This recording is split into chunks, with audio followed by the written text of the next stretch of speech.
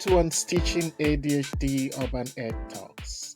I'm your host, Dr. Stanley Ekiyor, and today we're excited to have Miss Sara Oliveiri, a seasoned special education teacher and restorative practice trainer in one of the big 5 urban districts in New York State. She will share her insights on ADHD in schools. Sara, thank you for honoring our invitation. Thank you for inviting me to be here. Please tell us a little bit about yourself, your experience, and background. Sure. I am a proud second generation special education teacher. I grew up in rural Michigan with 2 parent teachers. One, my mother was a special education teacher, and I went to college and did not want to be a teacher. I was very resistant. I didn't want to follow my parents' footsteps. I wasn't sure that I even actually liked school. So I thought, geez, I don't want to be a teacher. So I started taking some education classes and graduating with family and community services, which then led me to graduating with that and realizing, okay, now I need a social work degree or maybe a teacher. And I decided to go be a special education teacher. And I think I was sort of gravitating towards that one because I realized my mother really loved her job. I heard her talk about it a lot. So I thought, geez, I might like this. And 2, I thought, well, it seems like I'd be in good company being a special education teacher as someone who doesn't like school. A lot of times students with special needs also don't like school. So I only applied to 2 positions. I really wanted to work in the city, and because I live in the city, and I've taught everything from pre-K to 12th grade. And currently I'm a coach in restorative practices. I work with parents, children, families, staff in our district. And I also coincidentally just have 2 children with ADHD. So I'm excited to be here today. Thank you. My first question will be on your special education background, right? So, what were the strategies when you were in the classroom you used to support students with ADHD? I really think when I think of myself as a special education teacher, I think the strategies that I have learned have been by trial and mistake, and I've learned a lot from my students. I think the biggest strategy I have as a teacher is paying attention to the child and trying to figure out what is happening, what is the need, forming a relationship with a child first, and then going from there. I've worked with so many different students, and ADHD has looked entirely different in so many areas. And I think for me, I've almost had to do an unlearning. There's a lot of biases and prejudice around ADHD students, especially when I first started. I'd hear, oh, if they only took their medicine, from colleagues or teachers, or geez, this child really needs medicine. And whether or not that was true or not, there was a lot that was missing in those moments, right? And that's where like the art of paying attention has really helped, because I realized that sometimes it was easy as providing choice or providing walks. Even in middle school, there's so much expectation to just sit and learn and just stay in your seat. Strategy walks where, I'd have one of my students ask to go for a walk or go to get a drink of water. And then I'd put little Post-it notes all over the hallway that would say 3 jumping jacks here, 5 push-ups here, just to kind of switch it up and move, because I think there's a lot of expectation for our students just to sit and comply. And if they don't figure it out, or if they complain, there must be something wrong, or they're not following directions, or when really all they need is maybe a break or a different way of it being explained. I think I learned from my students. I've learned an incredible amount from teaching middle school and high school, as well as being able to slow down and chunk things and making it relatable or interesting. So I think being a learner first for me and leading and teaching with empathy has been probably my best strategy with Wow. students with ADHD. So, talking about listening to your students, getting to know your students, can you share with us some of your strategies, how you were able to collaborate with parents to bring parents in? I think the big thing that I love, or at least my favorite thing working with parents, is communicating to them that I care about their child. Even when I have a rocky start with a child, there's usually a way for us to, I might even say it, something's not working for me. I bet it's not working for you. Let's talk about it. But with parents, I think being patient and just keeping in contact in several different ways. I give my cell phone number out with boundaries. I want parents to know that I'm working with them and their children. And I'm also not afraid to apologize to parents. I'm just thinking in particular, this one time, a student of mine, I had called because she wasn't there and the mother hung up on me. I took a wild chance and I called back and I said, "Don't hang up. I'm really sorry to bother you. Again, I just need you to know I miss your child. I wish he was here. If there's anything I can do on my end to support you, her, and your family, please let me know."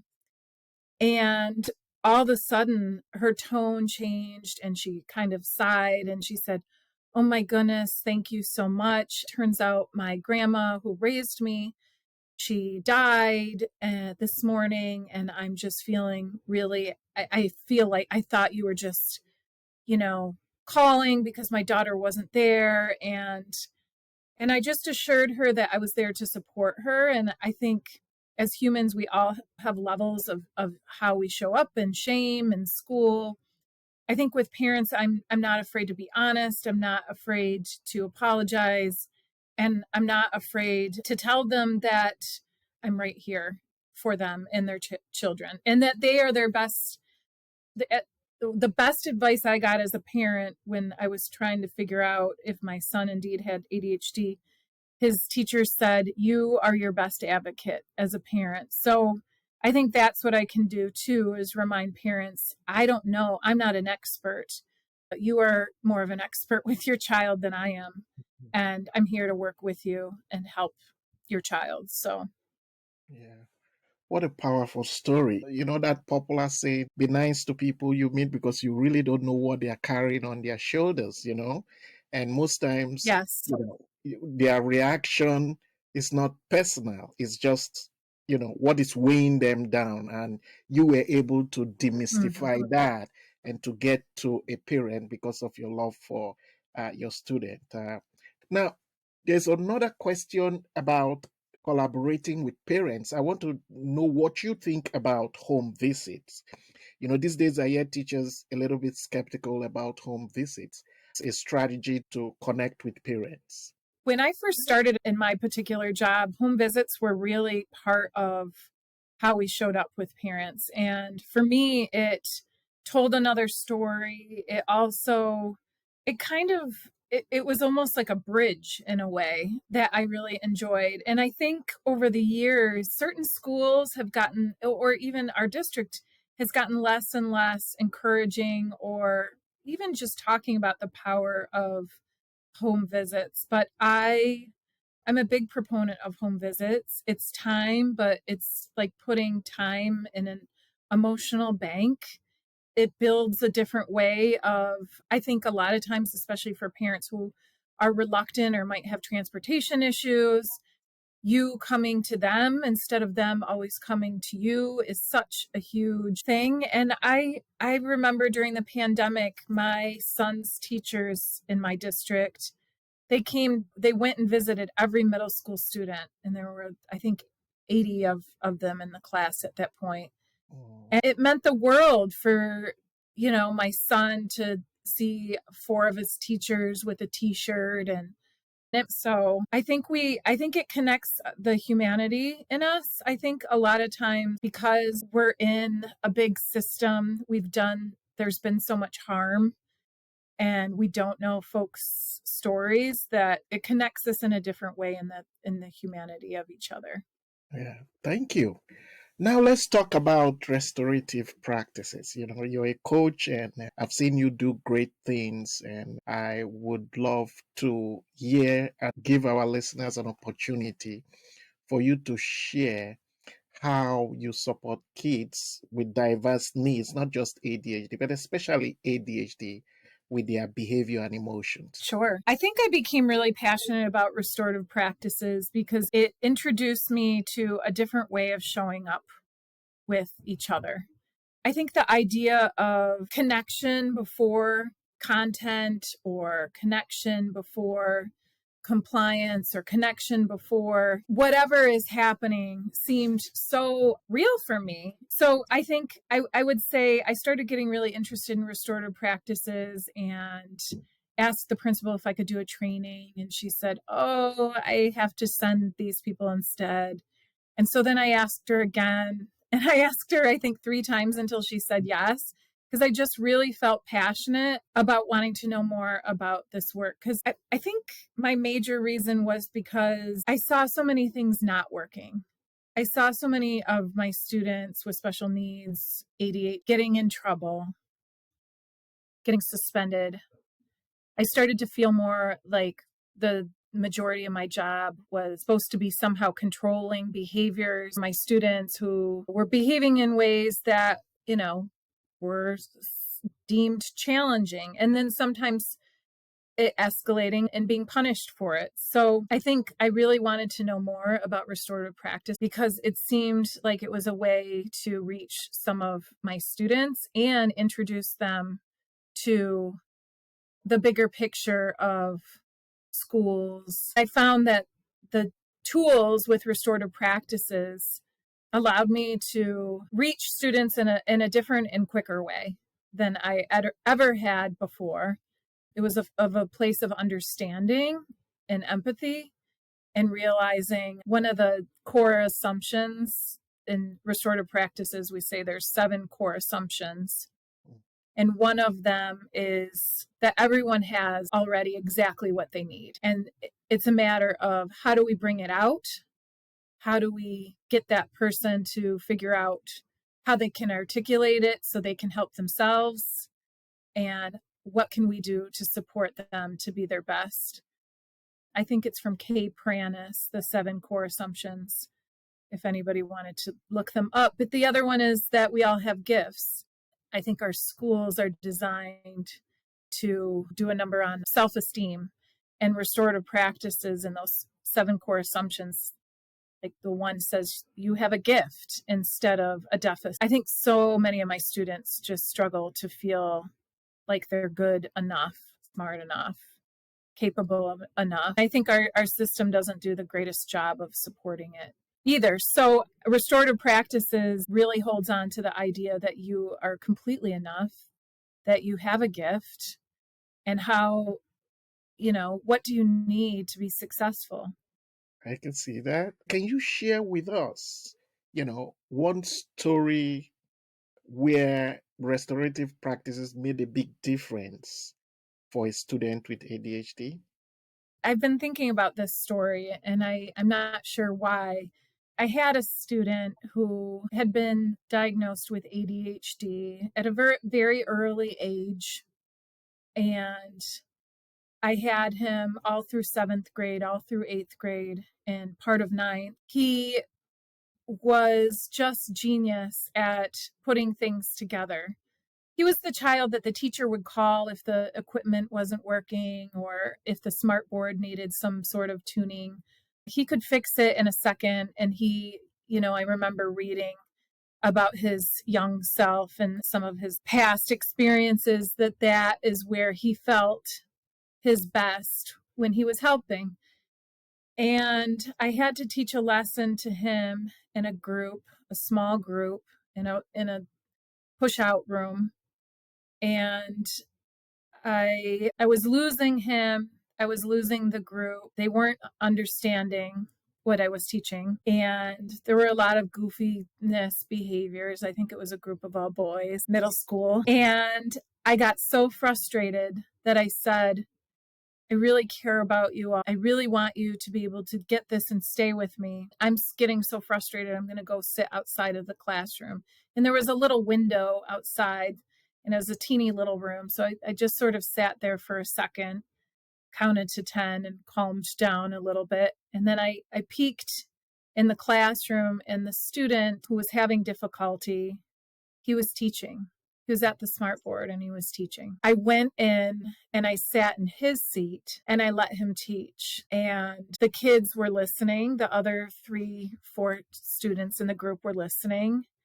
I just was amazed. And he was doing the things I had asked, but he was now teaching. I just remember thanking him at the end and thinking, I just need to get out of my own way as a teacher.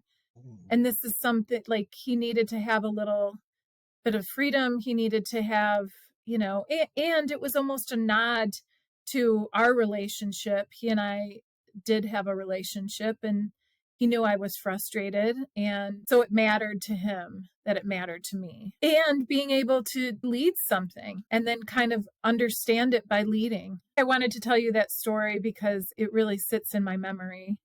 That student also ended up dying during the pandemic. And it was for gun violence. I think of him because so many of our students are just so missed on the gifts that they have. And seeing ADHD not as a deficit, but just as a difference, and a difference that is a strength. I wish he would have known that earlier on, because I think a lot of times our students' self-esteems are impacted by the negativity they feel from not finding success in schools because of their ADHD or disability. Thank you for sharing that. That will lead us to my question this evening. We know consistency is key. In your role as a coach, how do you collaborate with teachers and staff to ensure that there's a consistent support for students with ADHD? I think the knowing consistency is so important. I like to remind folks also of, in restorative practices, we say restorative mindset is in the with box. There's the social discipline window that says to, not, with, and then like nothing at all. You just kind of ignore. And we challenge folks to be in the with box. And if you're with a student, you have a high connection. You're connected with who they are and their needs, but you also have a high form of accountability. And I think our students really need that accountability, but they also need it with connection. And so I think those are the two things that I really emphasize when I'm working with staff. What's your relationship like with a student who's struggling? And how are you holding them accountable? I think a lot of times I've really seen magic in front of me by using those two questions, even with students. Like I'm thinking of this student who's ADHD that I worked with, and I was working with this teacher's class, and he ran out of the room. I think I had to run into the hallway, and I said, "Oh my goodness, I'm so scared. When you leave the classroom, I don't know where you are. And I need to know that you need a break or you need to leave, because otherwise I'm feeling anxious and worried and scared and all these things. And we need to be able to talk about it. And it's too scary for you just to run out." And I didn't know this student at all. He was a 4th grader. By the end of my time in the classroom, he came up to me and he said, I need to apologize for walking out of the classroom and scaring you. And because when I had talked to his teacher before, she said, "Oh, he does that all the time." But it was such a big moment for him to come up and say something.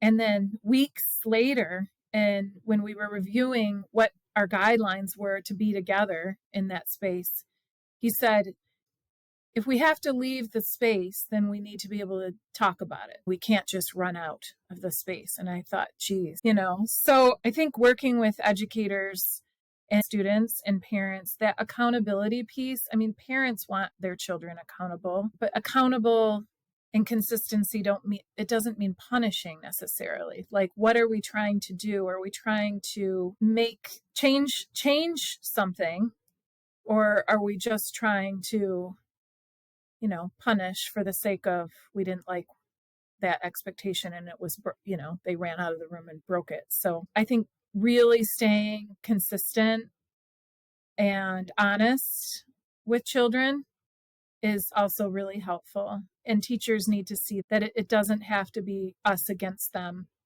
mentality. Wow. What advice you would want to give to those listening? It could be a parent, a teacher, or a policy maker. Yes, I would say listen to the child. Ask the child what they need, what's working for them, what's not working. Pay attention to the child's needs, and don't be afraid to let them lead a little bit or a lot, because they know themselves. Thank you, Sarah, for sharing your valuable insights on ADHD in schools. We appreciate your time. Thank you, Dr. Ekiyor. I appreciate you so much, and thank you for having me. Oh, the honor is mine. And thank you for all the work you do. Oh, thank you. Thank you. To our listeners, we hope you found today's discussion helpful. Stay tuned for more on Unstitching ADHD Urban Ed Talks.